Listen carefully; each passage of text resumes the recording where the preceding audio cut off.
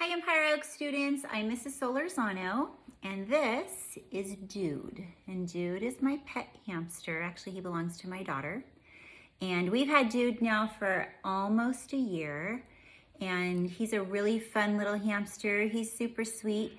And his favorite treat is yogurt drops. So Dude's gonna go have a snack right now. And I'm gonna read to you Dude's favorite book. It's called Memoirs of a Hamster by Devin Cillian and illustrated by Tim Bowers. Night 1. My life is perfect. I have a bowl full of seeds, a cozy pile of wood shavings, and room to run. I'm never leaving here.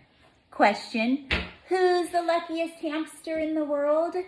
Answer, me. Night 2. I was just telling myself, Seymour, you've got it made, when my exercise wheel was delivered. I like to work out. It's the best model around, the Fuzzy Boy 360. Shiny as a new dime and fast as lightning. I don't know how many miles I put in, but I was on that wheel all night. Night 3.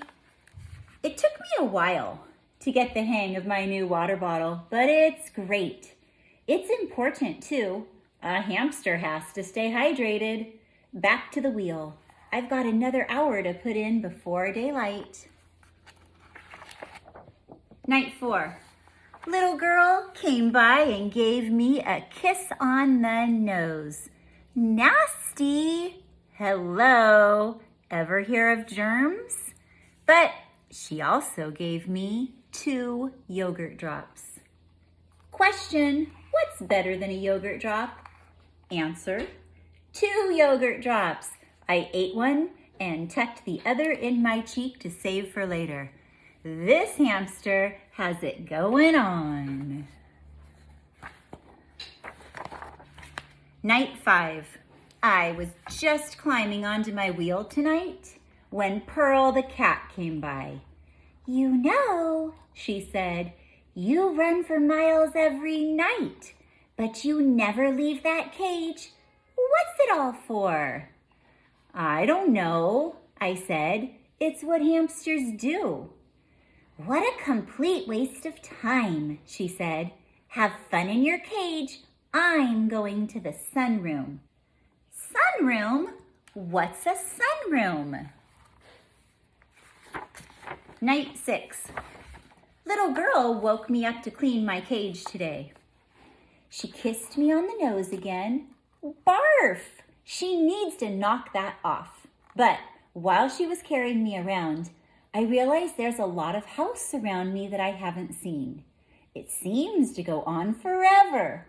I tried as hard as I could, but I couldn't see a sunroom. Little girl gave me a yogurt drop and I completely forgot about the sunroom. Whatever a sunroom is it better than a yogurt drop? Answer, no. Night 7. I planned on running a marathon tonight, but my Fuzzy Boy 360 is a little squeaky. Pearl came over to the cage, looking a little annoyed. You really need to get yourself out of there, she said. But why? I asked. I've got my wheel. I've got my seeds. I've got yogurt drops. You wouldn't need a wheel out here, she said. There's plenty of room to run. The staircase is made of sunflower seeds, and the sunroom is filled with yogurt drops. As she was walking away, she turned around and said, Watch out for Hoover. Hoover? Who's Hoover? Night 8. I didn't sleep a wink. Little girl came by and kissed me on the nose. Yuck! And then I had a terrible workout. I just couldn't focus. How could I concentrate knowing what I know? Imagine a whole staircase made of sunflower seeds. And the sunroom? Don't I deserve to be in the sunroom? Buck the dog came by to give my cage a sniff. And I said, Buck, do you like the sunroom? Big goofy Buck said, I love the sunroom. It's so sunny. And he trotted away. Night 9.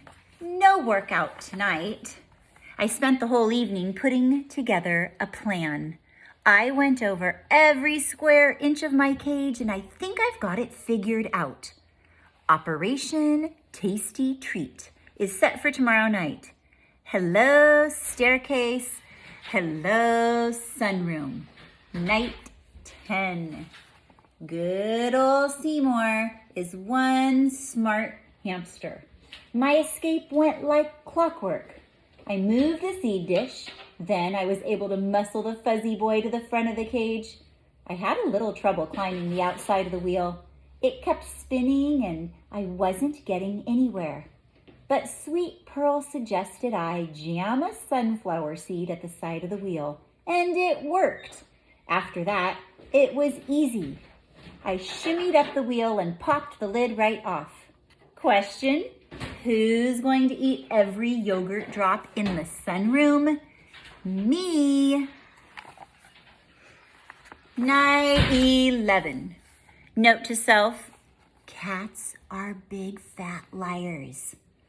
I'm writing this from under the sofa. One wrong move and Pearl will have me for dinner. For starters, the staircase is not made of sunflower seeds. It's just carpet. It tastes like a sweater. And the sunroom is nice, but there wasn't a yogurt drop in sight. And when I heard Pearl, the big fat liar, say, "Hello, Seymour," I knew something was wrong. She looked really hungry, but all of that time on the wheel paid off. I raced past her and squeezed out of the sunroom just in time. I made it here, but now what? Pearl keeps clawing under the sofa. That big fat liar. I'll probably never see my cage again. Question, who's in big trouble? Answer, me. Night 12. I'm doomed. I'll never make it out of here alive. I can see Pearl pacing back and forth. She says she's looking up recipes. I tore a tag off the bottom of the sofa, found an old pencil, and wrote out my will. I, Seymour Q. Hamster, being of tired mind and hungry body, leave my fuzzy boy 360 to my 17 brothers. I leave my water bottle to my 22 sisters, and to my sweet mother and father. I leave the 4 yogurt drops hidden in the corner of my cage. I won't be needing them. I sniffled a few times and fell asleep. Goodbye, friends. I love you all. Night 13. So hungry and tired I could barely move. I heard Pearl purring the way she does when she sleeps. It was my only chance. I tiptoed out from the back of the sofa and headed straight for my cage. I was going to make it, but suddenly there was a terrible noise. It sounded like a hurricane. And then came the sweetest thing. Oh no, an enormous monster was coming right at me, not sweet. I looked up at the terrible eyes and read the most frightening word, Hoover. It was trying to suck me inside. Buck heard the commotion and started barking like crazy. That woke up Pearl, the big fat liar, who hissed, "He's mine!" and started racing toward me. Hoover had me by the tail. Pearl was swiping at me with her claws and Buck was howling like mad. I was a goner. I closed my eyes and waited for it to be over. And then came the sweetest thing I've ever heard. Seymour. I was suddenly very quiet. Hoover, Pearl, and Buck stopped in their tracks. And one surprised but happy little girl got to me first. She kissed me on the nose. A lovely, beautiful, sweet kiss.